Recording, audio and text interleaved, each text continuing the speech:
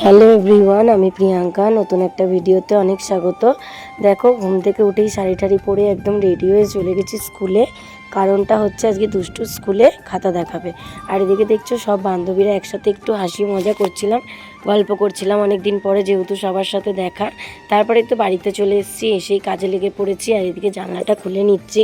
আর এদিকে তো দেখতেই পাচ্ছ মিষ্টি শুয়ে আছে। ওর না দুদিন ধরে জ্বর, ও একদম উঠতে পারছে না। আমি ওকে বললাম উঠে পর, আমি বিছানাটা ভালো করে পরিষ্কার করে দিই আর এই কাঁথা কাপড়গুলো গুছিয়ে দিই, ভালো করে বিছানাটা ঝেড়ে দিই, তারপরে তুই শুবি। কারণ ওই একভাবে শুয়ে থাকলে দেখবে বড়রা বলে যে নাকি রোগ ছাড়ে না। তাই জন্য আমি ওকে বললাম ওঠ, আমি ভালো করে বিছানাটা ভালো করে পরিষ্কার করে দিয়ে নিই, তুই আবার শুবি। আর শরীর খারাপ হলে কারোর উঠে বসতে ভালো লাগে না জানি। এই জ্বরটা জানো তো কেমন জানি না, মাথা ঘোরাচ্ছে, বমি বমি পাচ্ছে। আমারও হয়েছে, ওরও হয়েছে, দুজনেরই একসাথে হয়েছে। তবে আমার এই দিনকে হয়নি, আমার হয়েছে তার পরের দিনকে। তারপরে এদিকে কথা বলতে বলতে দেখো চলে এসেছি ভাত বসাতে। চালটা ধুয়ে নিচ্ছি, আর ধুয়ে নিয়ে কিন্তু ভাতটা বসিয়ে দেবো। তো একদিকে ভাত বসিয়ে দিচ্ছি, আর আরেকদিকে আজকে না কোনো কাজেরই যেন আমি ঠিকঠাক কাজ করে উঠতে পারছি না। প্রত্যেক দিন ঘুম থেকে উঠে কিন্তু আমার একটা নিয়মের বাধা ধরা কাজ থাকে যে আমাকে এটার পর এটা করতে হবে। যেহেতু আজকে সকালবেলা স্কুলে চলে গেছি, তাই কোনো কাজেরই আর ঠিকঠাক মেনটেন করতে পারছি না যে কোন কাজটা আমি আগে সারবো। তো যেটাই ভাবছি একটার পর একটা করি। এদিকে রান্না করতেও অনেকটা দেরি হয়ে গেছে, আর এদিকে ঘরের কাজও কিছু সারা হয়নি। তার মধ্যে আবার মেয়েটার জ্বর, মেয়েটাকে খেতে না দিলে মেয়েটা ওষুধও খেতে পারবে না। তো সব কিছু একসাথেই গোলমাল তাল পাকিয়ে রয়েছে। তারপরে এদিকে দেখো ঘর বারান্দা ঝাড় দিয়ে কিন্তু আমার ভাতটাও হয়ে গেছে। আমি ভাবলাম ভাতটা হয়ে গেলে অন্তত ওকে খেতে তো আগে দিতে পারবো। এদিকে ভাত উপর দিয়ে আমি কিন্তু বাসন মাজতে বসে গেছি, কারণ বাসনও পড়ে আছে, কোনো কাজই আমার আজকে হয়নি।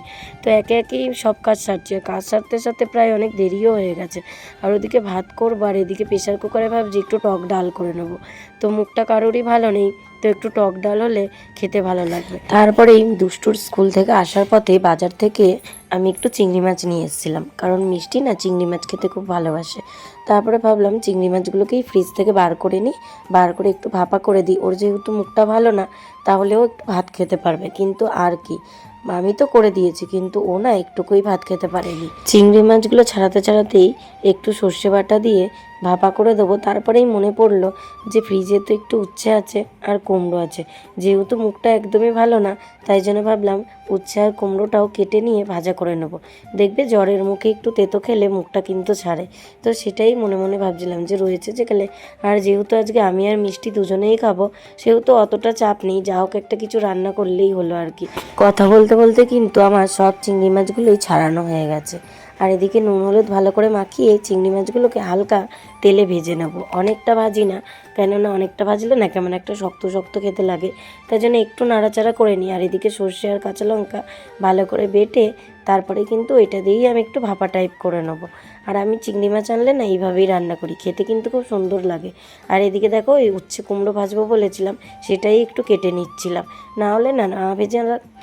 তারপর ফ্রিজ থেকে কুমড়োটা যখন বার করি তখন দেখছি ভাগ্যিস আমার মনে ছিল, না হলে আজকে না বের করলে কুমড়োটা আর খাওয়াই যেত না, পচেই যেত। তাই জন্য দেখো বের করে ওই বাচ্চার দিয়ে নিজের মতো একটু ভেজে নিয়েছি। তারপরে তো এই রান্নাবান্না সব কমপ্লিট হয়ে গেছে। আর এদিকে উঠোনটাও ঝাড় দেওয়া হয়নি, না হলে অন্য দিন তো সকালবেলাই হয়ে যায়। আজকে এই বেলাতেই সব কাজ শেষে উঠোনটা ঝাড় দিয়ে তারপরেই স্নান করে নেব। উঠোন ঝাড় দিচ্ছিলাম, আর মা এসেছিল, শাশুড়ি মা, তার সাথে একটু গল্প করছিলাম। আর গল্প করতে করতে মা এটাই বলছিল যে তোমার আজকে সব কাজ সারতে অনেকটাই দেরি হয়ে গেল বলো। বললাম হ্যাঁ। উঠোন ঝাড় দিতে দিতেই জামা কাপড়গুলোর কথা মনে পড়লো। হালকা না ঝিরিঝিরি বৃষ্টি পড়ছে, এখন যদি জামা কাপড়গুলো না তুলি তো পরে ভেজে যাবে। তো সেই জন্যই জামা কাপড়গুলো তুলে নিচ্ছিলাম। তো চলো বন্ধুরা, ভিডিওটা তোমাদের কেমন লাগলো অবশ্যই কিন্তু জানিও। দেখা হবে অন্য ভিডিওতে।